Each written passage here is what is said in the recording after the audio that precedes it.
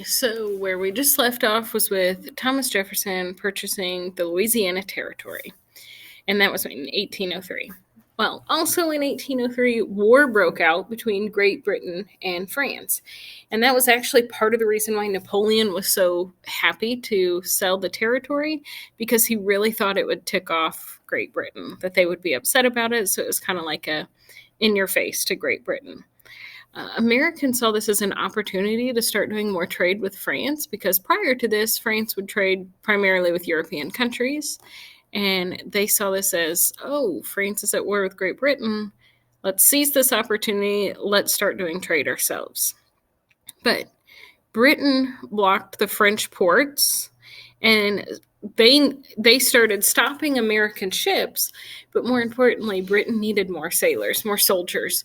So they started forcing American sailors to join the British Navy. They did this because, and this still makes me laugh to this day, they didn't recognize the rights of British subjects to immigrate. So they basically said, we're going to turn a blind eye. We're going to deny the fact that people from Britain can leave this country. Nobody from Britain would leave this country. So even though they had just lost a war a few years earlier, they believed American sailors were still British subjects, because legally they didn't have the right to immigrate in the first place. So they used this and took about somewhere, I mean, the numbers are kind of fuzzy, between 4,000 and 10,000 sailors off of American ships during this war, or during this time. And they enlisted them in the British Navy. The British seized about 500 American ships, and then the French started seizing ships as well, and they seized about 300. So in this 4-year period, 800 American ships were taken over by French and British soldiers. And President Jefferson, when he was asked about this and talking about Britain and France and how he felt about them, he said, the one is a den of pirates, the other a den of robbers. So obviously it was frowned upon across America. But Americans saw this action of the British and what they were doing as a violation of some of their previous agreements. When we ended the war, you promised us this, this, and this, and you are breaking those rules now, and you're taking people hostage, and that's not what we agreed upon. So most Americans wanted Jefferson to go to war. They said, you got to stop this. You got to tell them who's boss now, that we won a war, that they're breaking the rules. And Jefferson, he really wanted to avoid war. He's, look, we've only been out of this war for 10 years. It hasn't been perfect yet. Our army's probably not strong enough to take this on. Let's try and avoid it. Instead, his plan was to build gunboats. It's like this down here in the corner. And instead of gunboats aren't ones that really go across the ocean, they more stay near the shoreline. So his idea was build gunboats for protection and keep them from coming into our ports. And Congress was all over this. They're like, genius, perfect, that's what we're going to do. And then part of his punishment, instead of war, Jefferson said, we're going to have a trade embargo. So a trade embargo, this works with any country, not always successfully, but any country can do this. A trade embargo is when one country refuses, restricts, or bans trade with another country. It's like, fine, if you're going to act that way, then I won't trade with you, and you'll see how bad you need me. And that was his plan. He assumed that Britain and France needed U.S. trade so much that they would finally say, okay, we'll stop taking your soldiers. We need your trade. We need, cotton or rum, anything that they could get from the U.S. We need it so badly, we'll stop. Jefferson was wrong, really wrong. In fact, all that it really did was it crippled American trade. They couldn't get any trade. Britain and France did not cave quickly, and so the U.S. were not making the same sales and deals that they were before.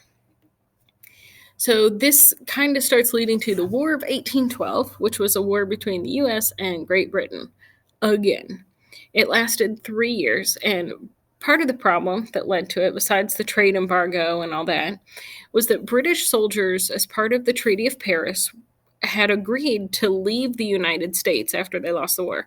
They were going to go back to Britain and they would stop bothering the U.S. pretty much. But a lot of soldiers were still there, mostly in the Great Lakes region. Think like Indiana, Ohio, Michigan, that area. And one of the things they were doing, they didn't want Americans to push on towards the West. So they were bribing and encouraging and even paying Native Americans to make it impossible for Americans to move westward. Like, cause problems for them, make them not want to move westward, we'll make it worth your while. So President James Madison has now taken over, and he's had enough, so he declares war in 1812 against Great Britain. But the first major battles didn't really occur till 1813. The first plan of attack was the U.S. was going to attack Canada because that was a British colony. They failed epically. The Americans lost. They even lost the city of Detroit to Britain. Britain took over this whole city of Detroit. In 1814, a British army attacked Washington, D.C. They captured and held most of Washington, D.C., and before they left, they just started setting fire to a lot of government buildings, including the White House. And so this is a painting that somebody did, but it's pretty famous. They set fire to, at the time, it was called the Presidential Mansion, but their plan was to burn everything. And one of the most famous stories is Dolly Madison. She was the wife of James Madison. Ran and grabbed a portrait of George Washington that was hanging up in the White House. It's a very famous portrait, and it is said that she ran out of the building with it, and she is credited for saving that and making sure it wasn't lost in the fire. So then one of the most famous battles, and really the turning point, because it was not looking good. I mean, the presidential mansion's been burned down, half the city's burned down. The U.S. were losing battles left and right. There's the Battle of Baltimore, which would be just outside Maryland, Chesapeake Bay area. It lasted for 3 days in the middle of September 1814. And this was actually a really important turning point because the British ships were trying to take over Fort McHenry. They wanted access to Baltimore and to that port, but the U.S. troops were able to hold them off and caused the British to withdraw. British basically finally gave up. And so this kind of turned the tide into American favor. But what this battle is most famous for is something that you might not realize that you know. So there was a man named Francis Scott Key, this is a painting of him, who was on a ship at the time, and he watched the battle in the distance. And he wrote a poem about what he witnessed. And the poem actually is several stanzas long. But the first stanza, most people can quote, and you don't even realize you can. So the next slide shows you his quite famous poem about what he witnessed at the Battle of Baltimore. It says, "Oh, say, can you see, by the dawn's early light, what so proudly we hailed at the twilight's last gleaming, whose broad stripes and bright stars through the perilous fight where the ramparts we watched were so gallantly streaming, and the rockets' red glare, the bombs bursting in air, gave proof through the night that our flag was still there. Oh, say does that star-spangled banner yet wave, o'er the land of the free and the home of the brave." So obviously this was set to music and it became our national anthem, but he wrote it about watching this flag still flying over the fort, that it didn't give up even through the smoke and the bombs and everything going off.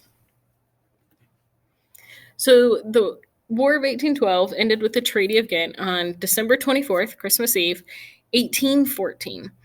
That is the official end of the war. The problem is they didn't have email or phone calls or, telegrams or any of that at the time. So you would get message by somebody hopping on a horse and riding to where you were.